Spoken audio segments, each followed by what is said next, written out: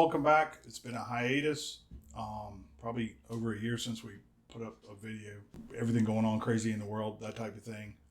Decided, me and my stepson were working on a series of videos that I really think everybody should know how to do, especially if you own a house. I'm going to show you around our place here in this introductory video, the whatever you want to call it, the chapter 1 of a series of videos that show you things that every homeowner should know how to do, especially if you own an old house like we do. Our house was built somewhere 1875 in that region. So everything that you do here, every time you dig into an outlet of a piece of wall paneling, a piece of trim, there's something jacked up that needs to be fixed. Talking to people I work with, it's amazing that people just either, number one, don't know how to do things, or number two, are afraid to do them, afraid to ask how to do them. And there's no shame in that. It's just things that I can maybe share some advice. We'll go through everything that I do here in the house going forward. We'll document and learn. I learned to do pretty much everything that I know how to do today from a gentleman a couple decades older than me. His name was Carol Dellinger. He was the smartest man I ever knew. Never finished high school, but he could build anything, fabricate anything, do anything he wanted to. Taught me how to fish, taught me how to make cabinets, taught me how to do pretty much everything. Now, we live in a time and place that unless Armageddon happens and we're all beating our clothes on rocks, that's not going to happen. But there's things that maybe this could be documented and passed down so that people know, people understand, how to change an outlet, how to sweat copper tubing, how to hook up a faucet or whatever. And hopefully it's a little bit entertaining and it's not dry and boring like some of the videos you see on here. It's, point A, point B, point C, and then you fall asleep and lose interest and that type of thing. So anyway, that's the fat and the skinny of what I want to do here, what our little team here wants to do. Start off this first video, like I said, it's just an introductory video. I'm going to take you around the house to show you some things that I've come up with. My wife is a very artsy type person and knows how to decorate. When we come back, we'll show you the latest project I did, which is the laundry room. It started off life as an old smokehouse, I think, pretty much. Not sure. I know it spent 20 or 30 years as the original kitchen in the house, but it was always kind of a catch-all room. And we took the time and money and effort to make it into something. And then I'll show you a few other things and then show you the neighborhood where we live, understand the architecture of the house and see how things have changed over the years and where it came from. So we'll be right back. All right, so this is the laundry room as it exists now. I started this project over a year ago by tearing this ceiling out. If you look, you'll see the old lad strips in here. Those were gone a long time ago, somewhere back in probably the 50s. They put an asbestos ceiling in here. All that had to get torn out, abated, thrown away, disposed of. But I thought it was cool to show the original structure of the laundry room, and then insulated and infilled the panels because it has a metal roof on it. The next thing, the washer and dryer were located here, which were extremely inconvenient. The door swung out into the kitchen over there. That was a mess. It just didn't flow, so we reversed the swing of the door, moved the washer and dryer over here, but in the process of doing that, had to move water, sewer, and electric over here because it was over there. So that was 2 new circuits that had to be ran for the washer and dryer. Then I had to get the gray water out. So if you see the copper pipe that runs over and down through there, that had to be ran. It didn't have to be in copper, but that was cool. So that's what we did. And you'll see the copper hot and cold water lines that we ran over there, left those exposed, used some anchors in there to make them look old-timey so that they fit in. You'll hear my dog, he's down here. That's Maury. And then we went from electric dryer to gas dryer, so that means that gas supply had to be put in over there as well. And then infilled cabinets. These are just cheapo cabinets from Lowe's. But once you paint them up, as long as you put them up right and select some halfway decent hardware, they don't look so bad.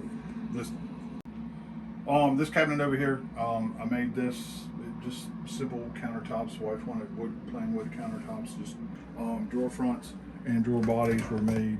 I purchased those. Those came from Horizon Cabinets, and I'll post a link in there. I have no affiliation with them, but they're really cool.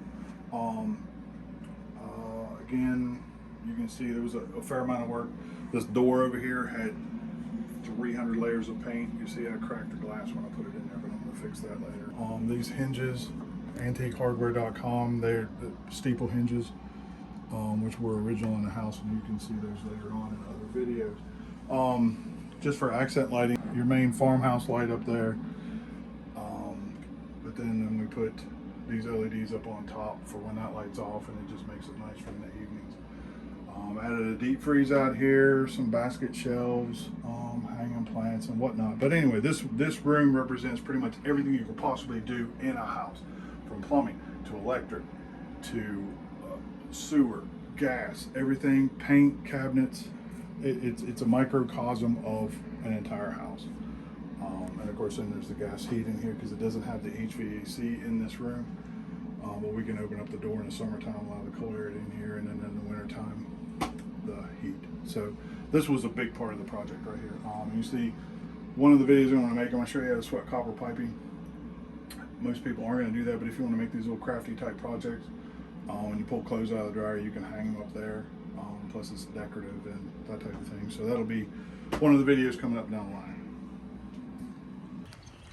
We come down here and you can see where these houses were patterned after. We're just on a nightly dog walk because we won't tolerate being videoed. Anyway, way back when, this is the originator of the architecture for our neighborhood. These were built by Mr. Tams, the house at the far end down there. That one was the father's house. These two houses here were the sister's houses, but you can see the similarities in the architecture. Now, these were the high-class versions of the house that I live in, but you can definitely see the similarities. Two outside windows, center peak, door centered in the front porch that goes all the way along the outside. So,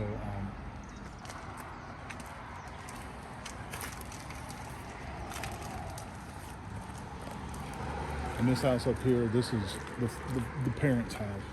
And you can see it was added on to sometime. Can't tell you when, have no clue.